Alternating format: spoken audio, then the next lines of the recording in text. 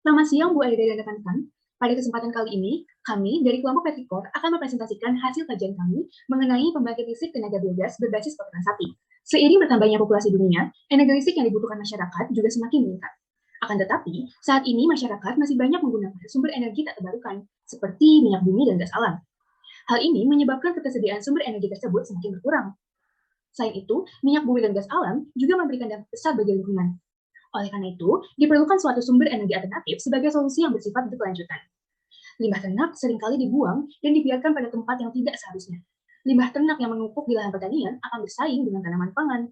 Sementara itu, limbah ternak yang dibuang ke sungai dapat mencemari sumber air bagi masyarakat dan hewan serta tumbuhan yang hidup di lingkungan sekitar. Berdasarkan latar belakang yang telah dipaparkan, diajukan rumusan masalah sebagai berikut. Pertama, mengapa kotoran sapi merupakan pilihan yang tepat sebagai solusi kebutuhan listrik di Indonesia?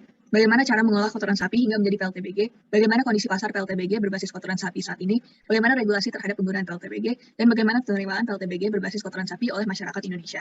Dengan demikian, tujuan yang ingin dicapai dalam kajian ini adalah satu, menjelaskan keuntungan kotoran sapi sehingga merupakan pilihan yang tepat sebagai solusi kebutuhan listrik Indonesia, memaparkan cara mengolah kotoran sapi hingga menjadi PLTBG, mengkaji kondisi pasar PLTBG berbasis kotoran sapi saat ini, memaparkan regulasi terhadap penggunaan PLTBG, menilai keterterimaan PLTBG berbasis kotoran sapi di masyarakat Indonesia.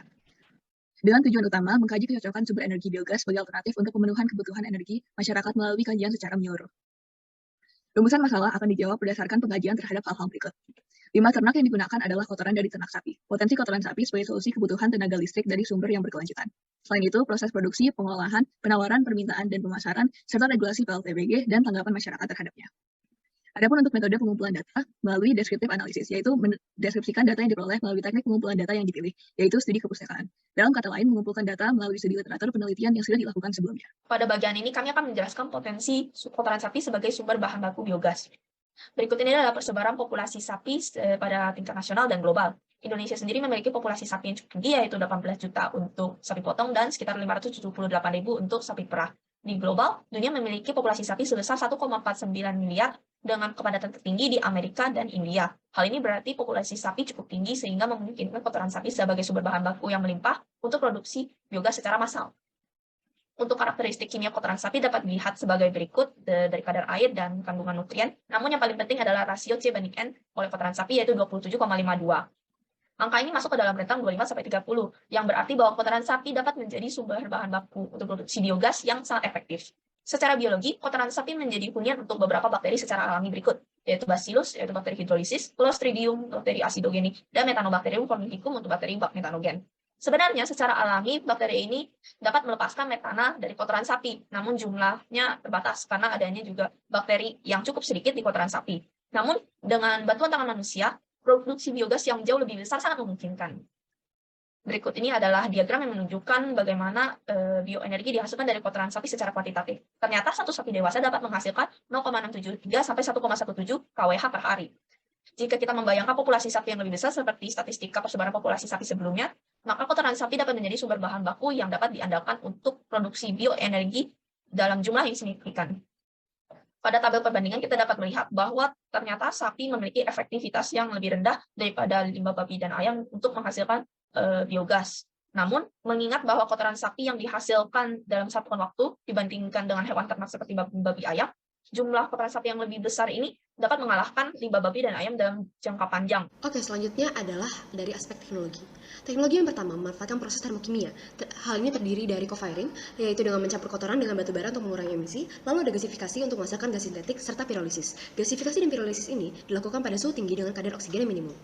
Kemudian, untuk memprosesnya, digunakan digester anaerobik yang berfungsi sebagai tempat konversi yang dapat dipasang langsung di peternakan untuk mengurangi biaya transportasi.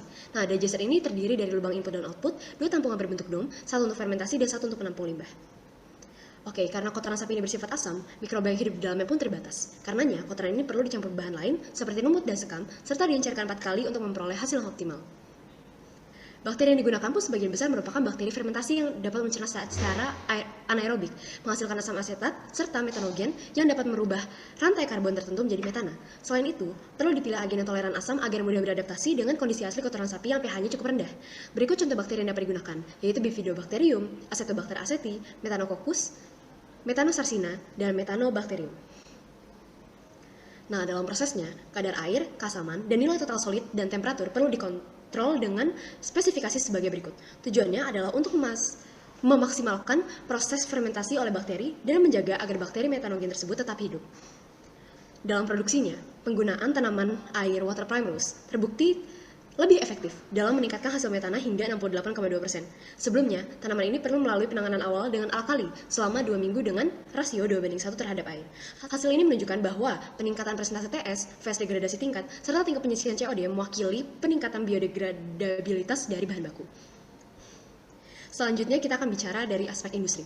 Pertama, bahan baku yang dibutuhkan adalah kotoran ternak, ditambahkan sapi karena fesesnya mengandung metana terbanyak. Lalu ada juga hewan dalam subfamili bovinae seperti kerbau, yak, dan bison. Transformasinya ini dibagi menjadi 4 tahap, yaitu hidrolisis untuk memecahnya menjadi molekul lebih sederhana, ada acidogenesis untuk membentuk asam berwujud alkohol, lalu acetogenesis yang menghasilkan asam asetat, serta metanogenesis dengan produk akhir gas metana. Next, gas yang terakumulasi di atas ini akan disalurkan ke PLTBG yang dimanfaatkan untuk memutar turbin untuk menghasilkan listrik. Nah, biogas ini juga dapat dimanfaatkan sebagai gas untuk memasak menggantikan LPG. Lalu limbah yang dihasilkan, cairan dan ampas, akan dimanfaatkan untuk biofertilizer. Lalu cairan toksik yang mengandung amonia akan melalui treatment dengan kalsium hipoklorit dan aerasi untuk mengurangi bakteri patogen dan tingkat toksisitasnya ketika dilepas ke lingkungan. Nah, produksinya ini berawal dari kotoran ternak yang ditampung di digester dan difermentasi. Lalu gas yang dihasilkan akan disalurkan ke PLTBG untuk menggerakkan generator dan menghasilkan listrik. Limbahnya akan ditampung dan dimanfaatkan sebagai pupuk. Lalu, biogas ini kemudian akan didistribusikan kepada masyarakat oleh PLN dalam bentuk energi listrik. Selanjutnya adalah manajemen. Yang pertama adalah perencanaan. Jadi limbah ternak sapi jika tidak diolah dengan baik dapat menimbulkan efek negatif, yaitu pencemaran lingkungan, penurunan kualitas susu, menimbulkan bau yang tidak sedap, dan juga menjadi sumber penyakit bagi manusia dan hewan ternak. Untuk menanggulangi efek negatif dari limbah ternak yang tidak diolah dengan baik, dapat dimanfaatkan menjadi biogas. Dan biogas sendiri itu adalah proses atau hasil dekomposisi dari limbah ternak sapi oleh bakteri. Dan hasil pemanfaatan berupa biogas ini dapat kita gunakan menjadi bahan bakar alternatif dari bahan bakar yang biasa kita gunakan sehari-hari. Selanjutnya adalah peningkatan efisiensi dan juga keunggulan produk. Untuk meningkatkan efisiensi dan keunggulan produk, dapat digunakan zero filter, yaitu pada gambar ini tabung yang berwarna biru.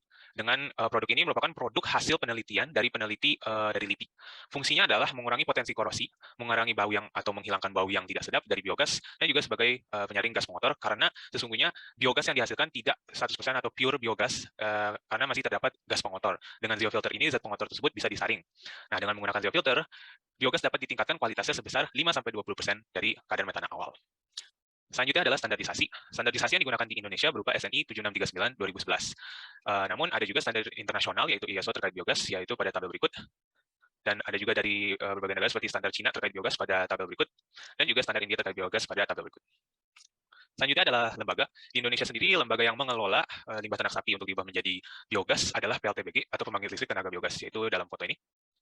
Lembaga ini berperan sebagai pendistribusian energi yang cukup kepada masyarakat sekitar dan juga sebagai perbaikan lingkungan, di mana kita ketahui jika limbah ternak sapi tidak diolah dengan baik akan menyebabkan pencemaran lingkungan dan juga sebagai sumber penyakit bagi manusia dan hewan ternak. Dan yang terakhir adalah sebagai transfer teknologi, karena lembaga ini memberikan pelatihan dan juga pengawasan kepada sumber daya manusia untuk pengoperasian mesin atau teknologinya. Selanjutnya adalah haki atau hak atas kekayaan intelektual. Hak ini merupakan hak terhadap pencipta atas hasil karya ciptanya. Hak ini dapat mencegah pelanggaran dari haki orang lain dan juga sebagai bahan pertimbangan untuk strategi penelitian biogas. Hak ini juga berperan sebagai hak untuk menikmati biogas secara ekonomis dari hasil penelitian orang lain. Selanjutnya adalah sumber daya manusia, di mana jumlah sumber daya manusia di Indonesia yang memiliki keahlian dalam pengoperasian bioreaktor atau teknologi lainnya dalam pengolahan limbah ternak sapi menjadi biogas itu sangat sedikit. Hal ini dikarenakan teknologi yang terdapat di Indonesia jumlahnya sangat terbatas. Sebagian besar Indonesia mengimpor teknologi tersebut. Oleh karena itu, diperlukanlah sebuah pelatihan dan juga pengawasan bagi sumber daya manusia lokal dari penyediaan teknologi. Baik, selanjutnya adalah aspek pasar. Biogas berbasis kotoran sapi sudah sesuai dengan prinsip circular economy, yaitu pendekatan ekonomi yang menguntungkan manusia dan lingkungan. Pemanfaatan kotoran sapi dalam bentuk cairan atau slurry menguntungkan secara finansial karena merupakan jenis limbah ternak dengan potensi pengurangan emisi tinggi dan biaya perawatan yang rendah. Selanjutnya, supply and demand. Untuk supply, persediaan limbah ternak banyak, terutama dari ternak sapi. Namun, persediaan mengandalkan peternakan skala besar. Peternakan yang fokus pada satu jenis ternak saja akan memiliki tingkat produktivitas yang lebih tinggi, sehingga lebih menguntungkan. Berdasarkan Badan Pusat Statistik, jumlah peternakan sapi perah di Indonesia pada tahun 2020 adalah 34 perusahaan, sebagaimana terlihat pada grafik berikut. Sementara itu, populasi sapi secara nasional sebesar 18 juta ekor. Berikut merupakan 10 provinsi dengan populasi sapi tertinggi di Indonesia, namun belum semuanya dimanfaatkan sebagai sumber PLTBG. Untuk demikian, kebutuhan listrik di Indonesia terus meningkat, dibuktikan dengan tabel berikut dari Badan Pusat Statistik yang menunjukkan nilai konsumsi listrik per kapita dari tahun 2018 hingga 2020. Permintaan bioenergi limbah ternak semakin meningkat karena biaya ekstraksi dan pengolahan yang dibutuhkan tidak sebanyak biaya yang dibutuhkan minyak bumi dan gas alam. Selain itu, meningkatnya kesadaran masyarakat bahwa sumber energi bahan bakar fosil semakin langka karena telah dieksploitasi secara berlebihan. Maka masyarakat mencari solusi melalui sumber energi alternatif yang memiliki persediaan luas. Permintaan yang tinggi di masyarakat dibuktikan oleh banyaknya peternakan dan perusahaan yang sudah menerapkan pembangkit tenaga listrik biogas berbasis kotoran sapi. Pada tahun 2019, kapasitas PLTBG sebesar 0,16% dari total kapasitas pembangkit Indonesia. Jumlahnya terus meningkat dari tahun 2015 hingga 2019 seperti yang terlihat pada tabel berikut. Selanjutnya pemasaran. Berikut contoh perusahaan yang membuktikan sudah tersedianya PLTBG berbasis kotoran sapi di pasaran. Salah satunya di peternakan usaha sapi potong Desa Galang dengan 60 ekor sapi potong yang menghasilkan rata-rata 576 kg kotoran per hari dan dimanfaatkan untuk menghasilkan energi listrik sebesar 64,33 kWh per hari. Selain itu, suatu PT di Malang memiliki 4.000 ekor sapi yang menghasilkan total 100.000 kg kotoran per hari sehingga diestimasikan menghasilkan energi listrik 3.760 kWh per hari. Untuk model penentuan harga menggunakan data dari peternakan usaha sapi potong di Desa Galang. Rinciannya, total biaya yang diperlukan adalah Rp28 juta per tahun dengan investasi berjalan selama 10 tahun. Nilai jual energi yang dihasilkan Rp23.158,8 kWh per tahun. Maka harga modal per kWh adalah Rp9,8 per kWh sesuai dengan perhitungan berikut. Apabila harga per kWh adalah Rp1.200, maka periode pengembalian atau payback period adalah selama 2,4 tahun berdasarkan perhitungan berikut. Sedangkan apabila harga per kWh adalah Rp1.000, maka periode pengembalian adalah selama 5,4 tahun berdasarkan perhitungan yang tampak pada slide ini. Hasil perhitungan pada bagian penentuan dan harga menunjukkan payback period lebih rendah dari jangka waktu investasi, sehingga investasi dapat disebut layak dilakukan atau tidak akan merugikan. Kemudian, saya akan menjelaskan mengenai kebijakan-kebijakan yang berkaitan dengan proses produksi biogas, mulai dari kebijakan yang berkaitan dengan bahan baku yang digunakan, organisme yang membantu proses produksinya, hingga tahap pemasaran. Kebijakan-kebijakan di sini dibagi berdasarkan kategori wilayah, tarif dan non-tarif, serta kebijakan tentang keunggulan dari produk biogas itu sendiri. Pertama, kebijakan wilayah lokal, yaitu ada Perda Provinsi Jawa Barat nomor 2 tahun 2019 yang berisi tentang Rencana Umum Energi Daerah Provinsi Jawa Barat tahun 2018 sampai 2050, termasuk pembahasan mengenai koordinasi serta pengawasan dalam pemanfaatan energi. Salah satunya adalah biogas. Kemudian, kebijakan wilayah nasional. Pertama, ada Perpres RI nomor 5 tahun 2006 yang mengatur penjaminan keamanan pasokan energi dalam negeri untuk mendukung pembangunan yang berkelanjutan. Selanjutnya, ada Perpres RI nomor 1 tahun 2021 yang mengatur pengelolaan mikroorganisme sebagai organisme pembantu dalam proses produksi biogas. Selanjutnya, ada UU nomor 32 tahun 2009 yang berkaitan dengan perlindungan dan pengelolaan lingkungan hidup. Salah satunya membahas mengenai pencemaran limbah kotoran sapi pada lingkungan sebagai bahan baku dari produk biogas. Dan yang terakhir ada SNI tahun 2018 yang mengatur tentang fasilitas, terutama alat yang digunakan dalam proses produksi biogas. Selanjutnya ada kebijakan wilayah regional, yaitu EU Regulation dan SABIA, Southern Africa Biogas Industry Association. Kedua kebijakan ini berisi tentang standarisasi dalam proses pengelolaan biogas, terutama dalam kawasan Eropa dan kawasan Afrika. Selanjutnya ada kebijakan wilayah internasional, yaitu ISO, International Organization for Standardization. Selanjutnya ada kebijakan tarif, yaitu Permen ESDM RI nomor 20 tahun 2014 yang berisi tentang penetapan harga biogas. Dan kebijakan non-tarif, yaitu Permen ESDM RI nomor 50 tahun 2017 dan NBMMP India yang isinya berkaitan dengan aktivitas ekonomi yang menyangkut biogas, terutama tahap industri. Dan yang terakhir ada kebijakan keunggulan, yaitu Perpres RI nomor 5 tahun 2006. Kebijakan ini dapat dijadikan sebagai landasan bukti tentang kelayakan biogas berbasis kotoran sapi sebagai sumber energi alternatif. Terakhir, kebijakan SNI. Kebijakan ini dapat membantu masyarakat untuk memahami dan menerima penggunaan sumber energi biogas karena berisi tentang standarisasi dan uji kelayakan dari biogas itu. Berikutnya kita akan bahas aspek sosial dari biogas. Pertama adalah penerimaan produk. Berdasarkan sebuah survei yang dilakukan di daerah Bogor, seluruh responden sepakat bahwa pengolahan kotoran sapi menjadi biogas akan mengurangi polusi udara, sumber penyakit, dan memperbaiki kualitas lingkungan, sehingga akan berdampak secara positif ke masyarakat. Sebagian besar responden juga bersedia untuk menggunakan biogas sebagai sumber energi untuk memasak. Melalui survei ini, terlihat bahwa tingkat penerimaan masyarakat terhadap produksi dan pemanfaatan biogas tinggi. Kedua, untuk tradisi konsumsi, secara keseluruhan, biogas telah dimanfaatkan untuk keperluan seperti bahan bakar untuk masak, pengeringan, dan pekerjaan yang membutuhkan pemanasan. Biogas juga digunakan sebagai bahan bakar penggerak motor yang dapat juga menghasilkan listrik. Akan tetapi di Indonesia sendiri, biogas secara mentah baru digunakan sebagai sumber energi memasak. Dan seperti yang sebelumnya dijelaskan, limbah padatnya akan digunakan kembali sebagai pupuk. Ketiga adalah gaya hidup. Melalui pemanfaatan biogas, dengan melihat siklus energi ini, masyarakat cenderung lebih menghormati dan menjaga keseimbangan antara alam dan lingkungan. Keempat adalah rekayasa sosial. Terdapat usulan di daerah Afrika bagi kontraktor biogas untuk membuat program penukaran alat yang menggunakan bahan bakar LPG dengan alat seperti kompor yang menggunakan bahan bakar biogas. Melalui ini, modal yang dibutuhkan bagi masyarakat untuk beralih ke biogas akan berkurang, sehingga diharapkan terdapat insentif bagi masyarakat untuk beralih dari bahan bakar konvensional ke biogas. Selain itu, dapat juga ditingkatkan dukungan kepada peternak dan kelompok ternak di pedesaan dengan program dan bimbingan mengenai biogas. Setelah itu, dapat juga dilakukan pembangunan pertanian di pedesaan dengan penekanan di pembenahan bioindustri, khususnya produksi biofuel yang dapat meningkatkan pendapatan dan lapangan kerja di pedesaan. Berikutnya adalah nilai budaya. Pemanfaatan biogas meningkatkan nilai budaya kerjasama di masyarakat karena adanya kebutuhan untuk mencapai skala produksi tertentu, sehingga biogas baru dapat dilihat sebagai sumber energi alternatif yang dapat bersaing dengan sumber energi konvensional. Skala ini terus dicapai secara perorangan, khususnya pembangunan infrastruktur yang dibutuhkan.